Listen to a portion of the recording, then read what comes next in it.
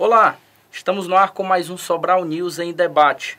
Na edição de hoje, nós estamos recebendo o secretário adjunto da Cultura de Sobral, Raimundo Nonato Aragão, já que na edição de hoje do Sobral News, nós temos como matéria principal o Festival de Quadrilhas de nossa cidade, que está começando hoje. Mas esse é apenas um dos assuntos que nós vamos abordar para os nossos espectadores. Comigo hoje no programa, Luzimar Castro, para trazer também a sua contribuição e as suas perguntas ao nosso convidado. Aragão, boa tarde, seja bem-vindo ao Sobral News em Debate. E inicialmente eu quero seu cumprimento aos espectadores da TV Interaja, para depois a gente falar um pouco sobre o seu trabalho à frente da Secretaria da Cultura da nossa cidade. Boa tarde, Tiago. Boa tarde, Luzmar. Já conheço os dois há bastante tempo. Boa tarde aos telespectadores, desse novo veículo de comunicação que está iniciando esse trabalho na cidade. Parabenizar inicialmente ao grupo que está fazendo essa revolução na comunicação sobralense e estamos aqui à disposição para conversar com vocês no que estiver ao nosso alcance, dentro dos nossos poucos conhecimentos que a gente tem da área, mas que a gente vai tentar discutir, conversar sobre Sobral, que é sempre, para mim, um prazer sempre conversar sobre Sobral, sobre cultura, é uma coisa da qual eu não abro mão, para mim é um prazer, não me custa nada. Luzimar, boa tarde, seja bem-vindo ao Sobral News em Debate. Boa tarde a você, Tiago. Boa tarde, Aragão. É sempre bom a gente participar de uma entrevista como essa, em que vai trazer muito conhecimento no tocante o que a cultura de Sobral faz, a Secretaria em especial, faz para a cultura de Sobral.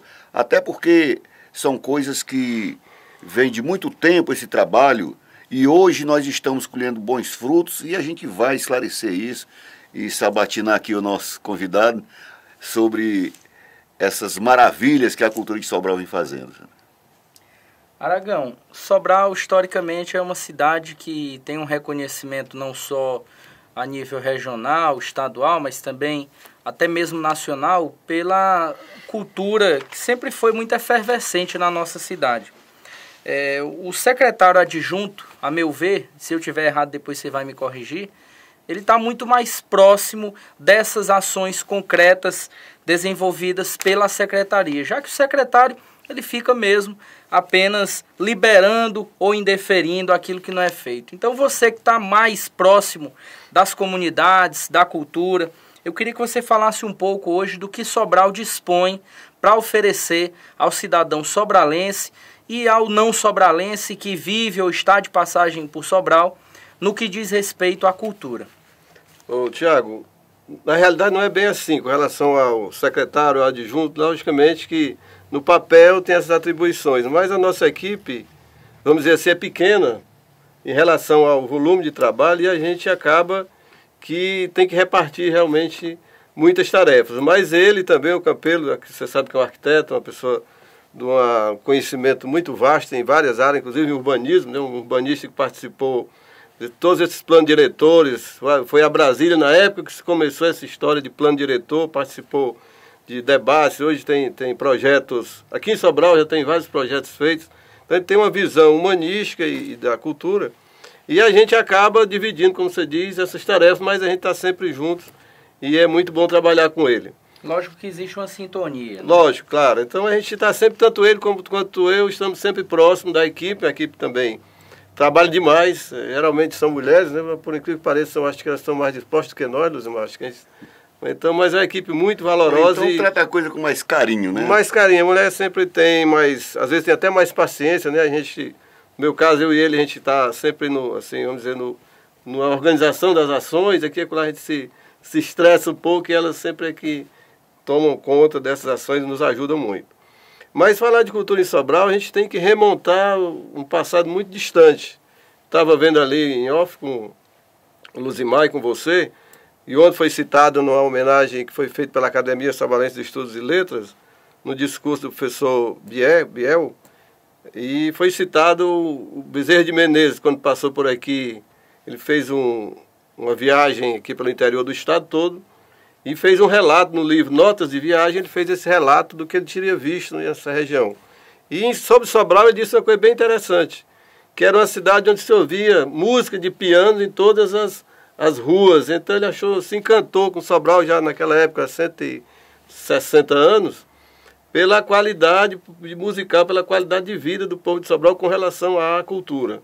Então a gente tem que puxar muito disso aí e chegar um pouco no Teatro São João, que é o nosso equipamento, que eu diria, a gente considera equipamento da cara de Sobral, assim, que mais representativo até do que o Arco do Triunfo, que sempre aparece em todas as fotos, né? Em primeiro plano, né? Em primeiro plano.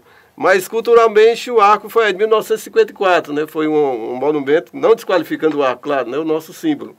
Mas ele foi construído em 1954 para a recepção da imagem de Nossa Senhora de Fátima. Então daí para cá, logicamente, que ele virou um símbolo de Sobral. Mas o Teatro São João, o importante dele, são duas coisas importantes que a gente considera. Não sou eu, mas as pessoas que trabalham diretamente nessa área. É a cultura em geral. Ele foi feito por uns sobralenses, por pessoas da sociedade, por ricos, pessoas ricas de Sobral. Entre elas o Domingos Olímpio, o Rodrigo Júnior, que foi genro do senador Paula, né? Pelo doutor José Júlio de Albuquerque, que era o barão de Sobral, né? Por pessoas, juízes, foi feito pela elite sobralense. Eles se reuniram, a União Sobralense, e em 1875 lançaram a pedra fundamental do Teatro São João, e ele foi concluído, dado como concluído em 1880, e daí para cá o teatro tem sobrevivido. Passou umas épocas mais apagadas, mas hoje, o que é importante é isso. Em 2012, até maio, eu tenho aqui as estatísticas, isso é anotado, tranquilo, a diretora tem esse carinho. O teatro entraram no Teatro São João, assistiram peças no Teatro São João em 2012, tantos anos depois, são 139 anos, se não me engano. 11.900 pessoas de janeiro a maio de 2012 estiveram no Teatro São João assistindo a 60 e poucos espetáculos e 41 peças. Às vezes a peça tem mais de um espetáculo. Então isso para nós representa muito, o teatro para nós representa muito como essa origem da cultura de Sobral, que é diversificada, como você vê, né? Tem os eventos, grandes eventos populares, e tem também essa parte que mostra como é que a cultura chegou a esse ponto, porque o pessoal nessa época já pensava em fazer cultura na cidade, né? Pelo que me parece, um dos primeiros teatros do Ceará. Icó, se eu não me engano, foi o primeiro teatro do Ceará, né? Foi o primeiro teatro, foi. E o teatro de Sobral, São João, pela história que eu conheço, parece que foi o segundo. Ele é até mais velho do que o José de Alencar em Fortaleza. 25 anos mais velho. Mas já havia em Sobral, antes do Teatro São João, essa casa ainda existe aqui próximo da rodoviária, entre a Câmara Municipal e a rodoviária, existia o Teatro Apolo. Só que era uma casa, assim, hoje ela está lá, sem muita estrutura, mas assim, como teatro já existe o registro do Apolo, que é de 1867. Aí já tem registro dele, não se sabe exatamente quando ele foi inaugurado, mas em 1867 ele já existia, já funcionava em Sobral. Então, como ele era muito pequeno, sem muita condição, os ricos da época resolveram fazer o Teatro São João, que na realidade os ricos começaram e ele foi concluído graças às grandes secas de 1877, que sobrou mão de obra, sobrou miseráveis, vamos dizer assim, né? A gente esquece essa contribuição, o Veveu sempre lembra que aquelas paredes, o barro amassado, resultou da mão de obra de pessoas pobres, pessoas negras, às vezes, e principalmente dos famintos da seca de 1877, que arrasou o Ceará naquela época, né? Arrasou o Nordeste. Então, esse teatro é mais ou menos um símbolo que a gente considera. E daí para cá a coisa evoluiu, claro, né? Com vários equipamentos que a gente pode enumerar, se você achar conveniente, a gente pode fazer algum relato de outros equipamentos que compõem todo esse complexo cultural de Sobral. Você falou da música, né? Dessa visita do Bezerra de Menezes, Sobral tinha pianos nas esquinas. E hoje o que Sobral tem a oferecer especificamente na música? No treinamento de novos músicos, na inserção deles no mercado de trabalho? Qual é o trabalho que é desenvolvido hoje pela cultura na música? Hoje, a partir de 1998, já no governo do Cid Gomes, no governo municipal do Cid, criou-se um grupo de cordas que a gente fala em cordas, são violino, cordas, instrumentos de música erudita, vamos dizer assim.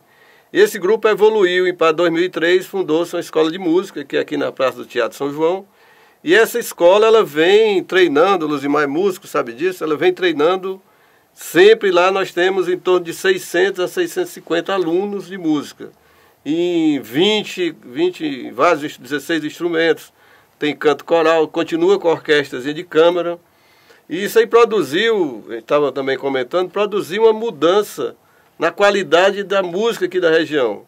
Então, onde você vê aqui, você vai a um casamento, você vai a um aniversário, você vai a uma festa, lá sempre tem, no palco, tem um ou dois músicos que já passaram, remanescentes da escola. Ou professores, geralmente tem um professor, porque tem mais, vamos dizer assim, mais experiência, mas sempre lá tem alunos ganhando o seu dinheiro e fazendo uma música de qualidade aqui para a região, sem nada a dever às bandas de fora. Essa questão das bandas de fora, às vezes, elas vêm por conta do mercado, por conta da história de que prata de casa não obra, até por um atrativo, até para fazer o diferencial entre a prata da casa, até para se ver que os nossos são melhores do que os que a gente traz de fora. Então, a escola de música é um equipamento que no estado do Ceará é inédito. Não existe no estado do Ceará uma escola pública de música, eu acho que nem particular, Luzimar, não conheço, com essa quantidade de alunos e com essa qualidade de professores, com essa dedicação que vem sendo feita.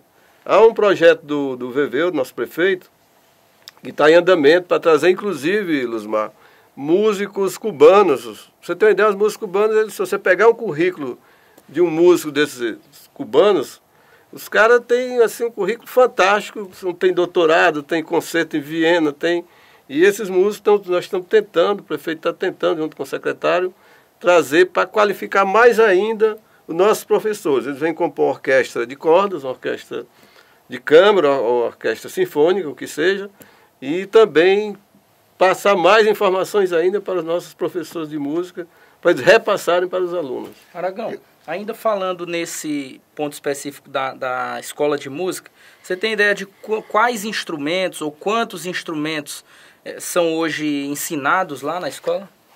Tiago, são em torno de 16 instrumentos. Eu gostaria, assim, logicamente tem o básico, né? O violão, que é quem é mais procura, teclado, bateria piano, né?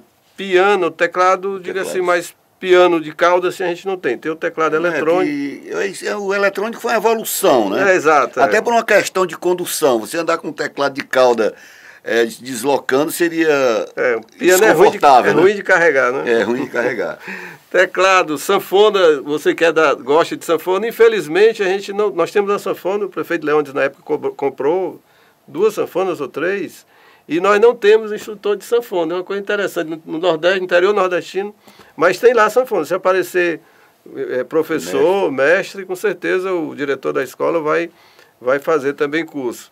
Tem coral, canto coral, né? Tem todos os instrumentos de sopro, né? Percussão de um modo geral, todos os instrumentos de sopro que você imaginar, porque a banda de música é um grupo ligado diretamente à escola, alguns músicos da banda são professores também, então todo instrumento do trombone, a tuba, que se falar em banda de música, nós temos instrutores, contrabaixo, elétrico, guitarra, tudo assim, são 16 a 20 instrumentos. São 16 professores, mais ou menos 20 instrumentos que são ensinados lá. Agora, quando a gente fala também em música, não se fala especificamente em instrumento, né? Agregado a isso, vocês sabem que os ouvintes também sabem, os espectadores, que agregado ao instrumento tem todo um contexto, né, de teoria musical, de valorização do profissional, de qualidade de vida, de pegar um menino da escola privada, no caso 82% são da escola pública municipal, e pegar o menino daquele e colocar no palco, ali ele se sente um verdadeiro maestro, um astro, uma valorização para a vizinhança, para a mãe, para o contexto, para a autoestima dele. Isso aí é importantíssimo, além de ele aprender a música, que é uma coisa interessante, né? Eu queria registrar também, toda essa evolução, ela teve, evidentemente, um parâmetro. Eu citaria e registraria o Zé da Mata e Silva, o Zé Wilson Brasil, o maestro João Louro, que, por sinal, foi quem me ensinou a teoria musical. O maestro João Louro morava aqui bem próximo à igreja matriz, né, a igreja da Sé, e eu tive a felicidade de aprender a teoria musical com ele. Foi onde eu tive o meu ingresso na Ordem dos Músicos, em 75, 76. Na época em que o concurso da Ordem dos Músicos tinha assim, um valor muito grande, era muito mais exigido, que foram feitos com 600 pessoas. Foi aberto 300 para o Ceará e 300 para o restante do Brasil. E de 600 só passaram 6. Apenas 6 conseguiram a credencial da Ordem dos Músicos, e eu tive a felicidade de ter a segunda melhor nota. E devo tudo isso ao maestro João Louro.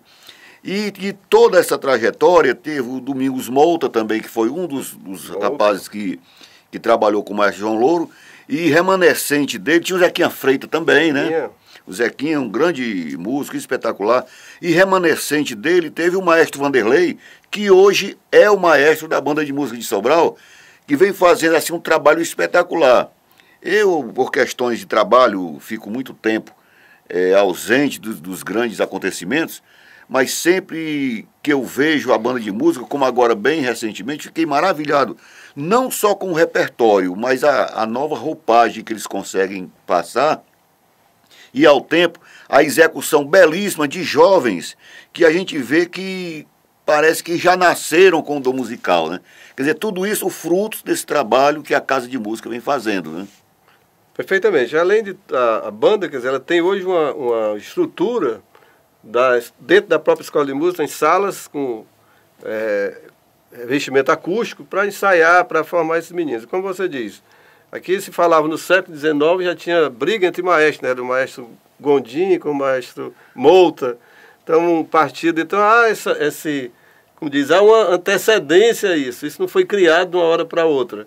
Apenas o poder público deu condição, estimulou essa vocação natural. E voltando ao maestro Vanderlei, o Zequinha Freitas, o enterro do Zequinha Freitas foi em cima de um carro de bombeiros, um enterro, uma pessoa pobre, né, mas um grande músico, pessoa pobre pobre de valores materiais, que ele nunca deu valor a isso. Ele gostava mesmo de tocar, né, e tomar sua pingazinha, então era uma pessoa muito agradável. E muito por sinal, só me interrompendo um pouco, o Zequinha Freitas, ele faleceu, mas me deixou uma mágoa muito grande. Por quê? Porque ele era um músico espetacular, foi uma das pessoas que me inseriu na música, e já há pouco tempo ele morreu, eu tinha um estúdio de gravação, né, eu produzia grandes artistas, ainda faço hoje, e eu quis fazer um trabalho com ele, sem nenhum custo. Dizer que o único trabalho que você vai ter é pegar o seu pistão, entrar no estúdio e gravar. E ele marcou comigo 3 vezes, e não falhou, e faleceu e não deixou nada registrado. E a mágoa que eu tenho, que Deus o tenha no bom lugar, é que não ficou nada registrado, nada oficial, e ele teve essa condição, que eu tinha passado essa condição para ele, porque era um excelente músico, um excelente artista. E excelente caráter, né? Excelente caráter, inquestionável. E o enterro do Zequinha, como eu ia dizendo, foi feito sobre o caixão sobre um carro de bombeiros, com a multidão atrás, quer dizer, um músico, como eu digo, sem nunca ter perseguido valores materiais, foi prestigiado pela população de Sobral, que reconheceu o trabalho dele, e a escola de música, a sala onde ensaia a banda, hoje é a sala maestro, o Zequinha Freitas, eu acho bem merecido tudo isso. Então, falar em música, em Sobral tem muito o que se conversar, né?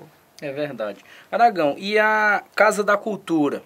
Ainda funciona a sala de cinema, Fábio Rangel? O que funciona hoje, além, lógico, do centro administrativo da secretaria? O que tem a oferecer a Casa da Cultura hoje para o sobralense? Olha, a Casa da Cultura, você falou em cinema, por exemplo, o Cine Fábio Rangel foi todo reformado, é um cine pequeno, que comporta 70 pessoas. Ele foi todo reformado recentemente, há uns 2 anos. O Campelo, nosso secretário, fez um projeto para o IFAM, e o IFAM aprovou o projeto, mudou um pouquinho a porta para a parte lateral. Né? Não era lateral, aquela lateral é a porta de emergência, que dá para aquela sala principal. Mas a porta realmente ela fica para a parte de trás da entrada ali do cinema. Mas ele foi todo trocado carpete, foi trocado tela, ar-condicionado, poltronas. Então o Cine Fábio Rangel, tela, né? O Cine Fábio Rangel tá em condições, inclusive se usa também para reuniões, mas toda quarta-feira, doutor Tiago, tem lá nesse projeto do IFAM nós somos, vamos dizer assim, não obrigados, mas passamos necessariamente toda quarta-feira um filme nacional. Tem um hall de filmes lá, uma relação de filmes nacionais, são exibidos todas as quartas-feiras, que a população quiser assistir, dirigido mais assim para a parte educativa. Não, claro que não se vai passar filme comercial de grande bilheteria. Por quê? Porque isso você pega na locadora, compra no pirata ali, tá valendo, vende por ali, então você tem essa compra opção. 10 pelo preço de um. Compra 10 pelo preço de um, que eu não acho correto, mas é uma prática, né? Mas lá ele tá, toda quarta-feira tem cinema de graça para quem chegar a partir das 7h30 da noite. Tinha duas questões que eu queria levantar. Uma delas, a primeira delas seria, esses filmes, eles são à base de película ou digitalizados? São digitalizados. São digitalizados, tem um projetor, né, normal, projeta e tal. Não atrapalha nada que o projetor é no teto, então eles são digitalizados. É o natural hoje, né, em todo o Brasil, né? Exatamente. Essas máquinas são máquinas pesadas, né, de difícil... Hoje tem poucos profissionais, você sabe disso, que saibam trabalhar com elas, manusear, né? E como é um equipamento, uma sala pequena, então não tem problema nenhum, o som é muito bom, foi também todo reformado, então não há nenhuma perda de qualidade. E a outra questão é sobre o que a gente acidentalmente tocou no assunto, mas eu acho isso de uma importância fantástica, que isso seja questionado, porque a gente percebe assim o desaparecimento de autores, de compositores. Eles estão sumindo do mercado em função da pirataria. Muitos dizem que não, que isso não é o motivo principal. Mas eu vejo assim, que em outras épocas, um compositor, vamos falar da música em modo geral, um compositor, ele escrevia a música, o maestro musicava, aí vinha aquela parceria, ou não, ou ele só musicava e compunha e gravava e cantava. Mas aí havia todo um controle de distribuição e o controle de como essa execução gerava direitos autorais. Aí é onde os autores ganhariam alguma coisa. E hoje não. Hoje você ouve uma música, você sobe num palco, no trio elétrico, seja lá onde for, você canta à sua maneira. Aí tem uma pessoa lá com o notebook, que hoje a tecnologia avançou a tal ponto que, em certo ponto, ela chega a ser prejudicial, né? Faz aquela gravação de todo aquele processo, lança um CD comum, lança no mercado, diz aqui é o meu cartão de visita, aí sai ganhando em cima dos shows, uma pessoa que não teve trabalho nenhum. E o autor não ganha nada, porque não tem como fiscalizar esses direitos autorais. Eis o motivo, então, do desaparecimento dos autores. Por isso eles trabalham, compõem e o resultado é negativo? Não, sobre isso eu acho... Existe um monstro nessa área aí, perverso, chamado mercado, né? Então hoje você vê músicos de boa qualidade. O que o músico está vivendo, digo... Eu não falo nas estrelas, né? Porque música é igual jogador de futebol. A gente só pensa nos grandes faturamentos, em Ronaldos da vida, em pessoas, Messi, que faturam bilhões. Então, junto com isso aí, tem um monte de jogadores que ganham salário mínimo, você sabe disso, seus trabalhos. Então, música é a mesma coisa, o mercado, mesma coisa no sentido de que só se vê Ivete Sangalo, Cláudia Leite. Esse pessoal hoje vive mais de shows. Então, shows, o que aconteceu? Como a pirataria tomou conta da venda de discos e DVD, basicamente tomou conta, né? Então eles vivem, os cachês subiram em termos altíssimos, e esses aí vivem de shows. E o músico mediano, você vê músicos de alta qualidade que a gente não via aqui em Sobral, estão vindo para Meroca, estão vindo para Forquilha, com Jorge Versilo, como Lenine, por um cachê, eles estão vivendo de shows. Oswaldo Montenegro. Né? Não que a Meroca ou Sobral não mereça a presença deles, mas a gente sabe que há 20 anos atrás, a gente sonhava aqui, tinha inveja porque Cateús trazia alguns músicos que a gente tinha vontade de ver e não conhecia, né? Então havia essa dificuldade. Por quê? Porque eles vendiam e não precisavam fazer 30 shows por mês. Você vê, inclusive, o Luzmar, a gente acompanha, quantidade de acidentes que tem havido com artistas. Por quê? Porque esses caras ficam fazendo um show atrás do outro para aproveitar o sucesso e faturarem, né? Então, esse mercado, como a gente diz, é cruel demais com o músico. Como é com todas as categorias. Mas com o músico, eu acho que ele é muito cruel por conta dessa pirataria, que é um crime, que no Brasil a gente acha que não, porque a gente releva tudo, mas em vários países Eles pensam, alguns países têm até a ideia de punir os brasileiros porque estão pirateando as coisas deles, né? Que é difícil o que de eu fazer. questiono mais em relação à pirataria são os autores, né? Porque, veja bem, esses trabalhos que são feitos com as músicas dos outros em cima de trio elétricos, em cima de palcos, que são gravados de uma forma irregular, eles são distribuídos como forma de propagar o artista executor e não o artista compositor. Exatamente. É onde eu acho que, nesse sentido, os compositores estão desaparecendo. Porque não tá havendo retorno, não tem como controlar. Como antigamente o bolachão, que é chamado o disco de vinil.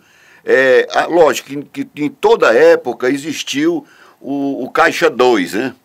Houve até uma vez, coincidiu de encontrar um selo no Norte, um selo no Nordeste, um selo no Centro-Oeste e um selo no Sul. O mesmo selo. Né? Quer dizer, havia assim uma duplicidade, né, quando iriam prensar. Foi descoberto isso. Mas havia, de uma certa forma, um controle de quantos discos tinham vendidos. Saiu um disco de ouro, disco de platina, tudo. E o artista, compositor, ele ganhava em cima disso. E hoje não tem como trabalhar. O que se trabalha? Você faz uma gravação ilegal, lança no mercado dizendo que eu quero tio, eu quero tchau, coisa mais ou menos por aí. Todo mundo canta, o cara sobe no palco, divulga o trabalho dele, ganha o dinheiro como executor e o artista compositor desaparece, não vê nada. Infelizmente, a informática, né, a mídia, a eletrônica, ela causou uma modificação tremenda sobre essa história. Né? Então, de uma hora para outra, o cara fica famoso. O cara aparece num programa desse de televisão, num Faustão da vida aí, e no outro dia o cara tá, esse Michel Teló, por exemplo. Chega o Neymar dançando. E de repente o cara tá famoso, vende um monte de disco e desaparece. Normalmente ele desaparece também. Outro vai substituído, ele tem uma verdadeira ciranda. Aí onde é que ficam os compositores? Essa música do Teló parece que apareceram 10 pais, né? Cada um fez um tiquinho. Até hoje ninguém sabe. Quem vai receber os direitos autorais? Né? Então a mídia massificada provoca toda essa confusão, vamos dizer assim, né? E quem perde é a qualidade. Você não, sem querer ser saudosista, mas dificilmente você vê atualmente uma música assim, que chama a atenção pela qualidade, porque o mercado não espera, ele quer uma coisa movimentada, né? O pessoal balançando, as meninas mostrando os atributos. O que deve e o que não deve, né? O que deve e o que não deve. Então é uma coisa muito voltada para o mercado. Mas falando então em saudosismo, né? Falando em tradição, Sobral hoje está começando a 16ª edição do Festival de Quadrilhas Juninas da cidade. É um dos eventos patrocinados pela Secretaria da Cultura. Estou vendo aqui que o evento vai até sábado. Premiação aqui para muitas categorias. Quadrilhas, melhor casamento, casal de noivos, rainha, marcador. Enfim, um evento que marca essa tradição na nossa cidade. Aragão, fale um pouco mais dessa 16ª edição do Festival de Quadrilhas. Pois não, Tiago. Se você me permite o tempo, eu gostaria só, porque eu comecei a falar na Casa da Cultura, vou falar rapidamente, falou isso só no cinema. Então, a Casa da Cultura hoje, é um convite aos espectadores, aos sobralenses. A Casa da Cultura hoje, além disso, abriga uma exposição de arte do Zé Rincon, que é um artista espanhol que não entrou no Brasil, então saiu em todos os jornais, mas a exposição dele está aqui na parte de baixo da Casa da Cultura, exposição de arte muito bonita. E também as obras do Museu Madi, que foi alagado pela cheia de 2009, elas se encontram expostas na parte superior da Casa da Cultura. Então são duas exposições internacionais de alto conceito internacional que merecem também ser visitadas além do cinema. Estão aqui na nossa Casa da Cultura à disposição do público e ela está aberta até, normalmente, não segunda-feira, mas em todos os dias da semana, até 9 horas da noite, de manhã, de tarde e de noite. Então, para falar assim, um pouquinho da Casa da Cultura e falar sobre o Festival de Quadrilhas, é isso que você está nos perguntando. Essa tradição das quadrilhas, quer dizer, você vê que é o 16º, né? É uma coisa bem nordestina, como a gente conhece, e ela vem evoluindo a cada ano. Esse ano, como você vê, são 16 grupos de dança. São grupos que vocês conhecem que passam o ano inteiro ensaiando, né? Eles arranjam recursos de diversas fontes, eles participam de vários festivais e os nossos grupos aqui sempre trazem prêmios.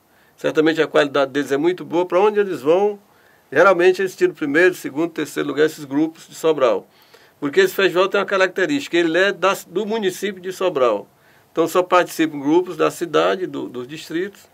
E quando eles saem daqui, geralmente eles voltam com troféus, como aconteceu agora em Forquilha, foi um grupo daqui que tirou o primeiro lugar. Né? Existe os festivais locais e existe os festivais a nível de estado, né, regionais. Também é. Como Sobral faz isso, em Cariré acontece isso, em Forquilha aconteceu agora bem recente. Exato. Eles fazem um festival regionalizado, convidam algumas cidades e promovem. Por sinal, seria até uma coisa muito superficial, eu vejo assim, a organização dos festivais de quadrilha de Sobral, eu vejo assim, de uma forma muito fantástica, assim, uma coisa muito séria, porque eles procuram muito valorizar a quadrilha de Sobral, quando o festival é local, quando não é regionalizado, ao ponto de fazer com que as próprias quadrilhas dos bairros, cada uma por si só, procurem os melhores atrativos, o melhor repertório, a melhor condição de apresentação, fazendo com que o Festival de Quadrilha de Sobral hoje seja um dos melhores no interior do estado do Ceará, né? Eu acredito que sim, mas isso, veja bem, isso a beleza, a arte, quem faz são os dançarinos, né? Como eu digo, o poder público dá condição, organiza, gasta com a estrutura, né? Incentiva, contrata bandas, mas sem o trabalho deles, sem a vocação que eles têm para isso, claro que não sairia do canto. É uma coisa que a gente não cria, né? Eles é que fazem, a gente apenas dá com essa condição. Mas como ele dizendo, esse ano vai ser aqui na margem esquerda, próximo à Biblioteca Municipal, ali uma área muito bonita, na beira do rio, no cartão postal da cidade, o cartão postal Uma das novidades moderno. Dessa edição é justamente essa mudança do local, essa mudança né? de local. Sai ali do campo do Espelho d'Água e vai lá para a margem esquerda. O campo foi reformado. Estrutura, né? Vamos falar um pouco da estrutura. Assim, o que foi feito de diferente, o que foi gasto, mais ou menos, não vamos entrar em detalhes preciso, porque para entrar em detalhes precisos, você teria que estar aqui com a planilha toda, né, para dizer, mas assim, aproximadamente em torno disso, em torno daquilo, quais foram as bandas, quais serão as bandas que virão, como será a divisão desse processo. Bom, vamos falar um pouquinho da estrutura, né? Normalmente vai ter lá uma cidade cenográfica, no Arraial, que a gente no ano passado já fez. Esse Arraial tem a projeção do Campeiro, né? Mais duas arquitetas, bem bonitinho feito, né? Tem uma casa de taipa, mas tem também aquelas casas... Os vilarejos. Os vilarejos, né? As igrejas, a bodega. Não sei se ele vai fazer o brega, né? Eu não sei, acho que não, né? É bom fazer a igreja, é bom botar o brega? É bom. Não, toda cidadezinha que não tiver o brega não tem sentido. Nem que seja fictício, né? Fictício, tá certo. Vou dizer pro doutor Campeiro. Vou dizer para então, ele. Tem tudo isso, e junto com isso tem uma banda de forró local todo dia, né? Que é vamos dizer aqui, o Chesco vai tocar, a Rosinha do acordeon e o filho do Alfredão, Betinho do Forró, né? Betinho do Forró, então são bandas muito boas, locais, que vão tocar nesse arraial. No palco principal, que já está montado lá na beira do rio, vão tocar Forró Sacode, as Coleguinhas, que é um grupo de dissidência do Moído, parece? Moído, são duas meninas que elas eram vocalistas do Frank Aguiar, né? Elas eram back vocal do Frank Aguiar e resolveram seguir carreira solo. Carreira solo, né? Bom, e mais Forró Sacode e Forró Real. Forró Sacode, Forró as Coleguinhas e Forró Real, que para o pessoal que gosta de forró, diz que são bandas de boa qualidade. E vai ter, logicamente, tem toda a estrutura, né, de arquibancada, cadeiras para o pessoal idoso, e lá é muito agradável, tem a grama, tem aquele clima de beira do rio Acaraú. Eu acho que vai ser um festival, normalmente se computava em torno de 20 mil pessoas por noite, a gente está esperando, quer dizer, 4 dias seriam 80 mil pessoas, é a média que a polícia faz, que a gente faz. Eu acredito que esse ano vai superar essa marca e na maior tranquilidade, porque tem toda a estrutura. A Polícia Militar, o Coronel Gilvando já nos colocou à disposição 80 homens, que não vai fazer falta na cidade, o pessoal pode ficar tranquilo, que ele está trazendo de outras, regiões. E uma das coisas que tem chamado a atenção é justamente a segurança, que nos festivais que tem acontecido o índice de anormalidade tem sido muito pequeno, é zero, né? Mas é um trabalho grande, não, como eu digo, para ser justo, não só da Polícia Militar, né? Guarda Municipal, Corpo de Bombeiros, SAMU, as nossas outras secretarias, juizado de menores. Então se reúne um festival desse, se reúne forças, né? Forças em torno de uns 300 profissionais, que não daria tempo de citar todos aqui, para trabalhar só no evento, na realização do evento. Envolve, como eu digo, envolve muita gente, muita dedicação do pessoal para que isso ocorra na maior tranquilidade, que a população assistir sem nenhum transtorno. Bom, Aragão, eu quero agradecer a sua participação aqui no Sobral News em Debate e desejar sucesso e tranquilidade nesse evento e também que você continue fazendo muito bem esse trabalho lá junto à Secretaria da Cultura da nossa cidade. Eu que agradeço, parabéns aí pela iniciativa de vocês e também estou à disposição lá na Secretaria da Cultura para qualquer informação, para qualquer atendimento. Para nós é um prazer conversar com a imprensa, até porque quem trabalha com públicos, mas tem que ter esse contato e através de vocês, através da imprensa, do rádio, da televisão, dos jornais, que o Sobral News hoje fez uma capa com uma foto belíssima desse festival que vai haver, logicamente de edição anterior, né? E isso aí tudo contribui para que a população tome conhecimento do que a Secretaria da Cultura está fazendo, do que a Prefeitura Municipal está fazendo, que se o público não compara, é feito para o público, né? Se as pessoas não usarem desse investimento, era mesmo que nada, né? Nós estamos esquecendo de uma coisa, né? Chega lá. Estamos todos nós com uma cartilhazinha dessa aqui, ninguém falou sobre ela, né? O que ela é, o que ela significa, né? Isso aqui vamos dizer assim, um rol dos eventos fixos que são feitos durante o ano. Normalmente há muitos outros eventos que surgem durante o ano, eventos ou ações, que a gente falou apenas no teatro, na escola de música. Aí nós temos 2 espaços culturais, temos a Casa do Capitão Mó, temos o Museu do Eclipse, né, que é importantíssimo, que foi lá em homenagem à descoberta da relatividade geral pelo Einstein em 1929. A gente passaria o dia aqui todinho falando nesse equipamento, logicamente que o telespectador não vai... Talvez tenha assunto que não interessa, nem vai ter esse tempo. Não foi à toa que a gente adotou esse padrão, até porque alguns desses equipamentos levariam um programa para se falar só deles. Com certeza.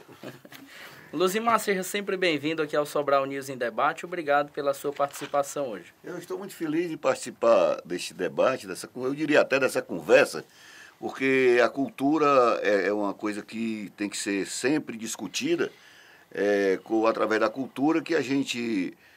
descobre grandes cidadãos, que a gente consegue fazer com que as pessoas se tornem pessoas de bem. Então, é um prazer muito grande estar aqui participando dessa conversa muito boa. E a você, espectador da TV Interage, o meu abraço, até o nosso próximo encontro. Acesse o nosso site www.tvinteraja.com.br. Nós estamos também nas redes sociais. Você deve deixar a sua crítica, fazer a sua sugestão, interagir com a nossa programação. Até o nosso próximo encontro. Tchau!